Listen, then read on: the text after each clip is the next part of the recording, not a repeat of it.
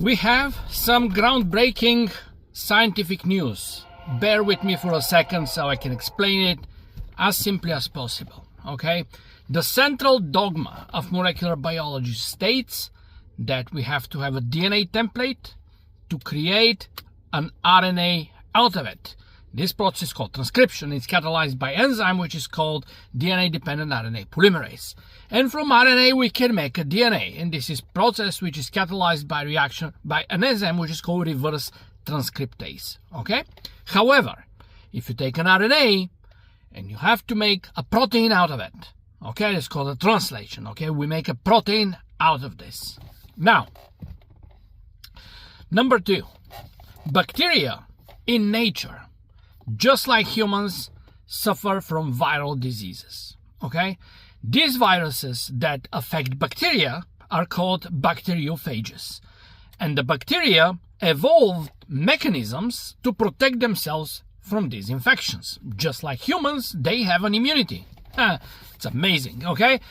So one system to fight bacteriophage infection, we already know. It's called the CRISPR-Cas9 system. It's an adaptive kind of immunity in which the bacteria saves chunks of DNA from infections and remembers those. They're integrated into the chromosome, okay, and they remember past infections.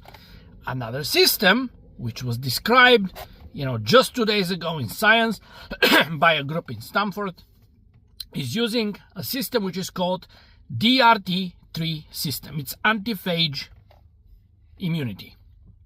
So that system now, it has multiple proteins involved and things like that. But there's 2 reverse transcriptases, okay? DRT3A and B. A, okay, is using the standard nucleic acid process in which they're using RNA to make a single-strand DNA. This is the classical way. This is reverse transcription. Okay, the other one, however, the B, it's not using RNA as a template to create a complementary DNA strand. It's using, and this is the what the fuck moment, a protein. It's using the protein, okay? So it's using a protein to make a DNA, which is an amazing, okay? This is going to be a modification of the central dogma, because now, apparently, it's possible to have a protein as a primary, as a template to create a DNA out of it. And the fact that the DRT3 system seems to be universal in all bacteria, that process, apparently, it's not an isolated event.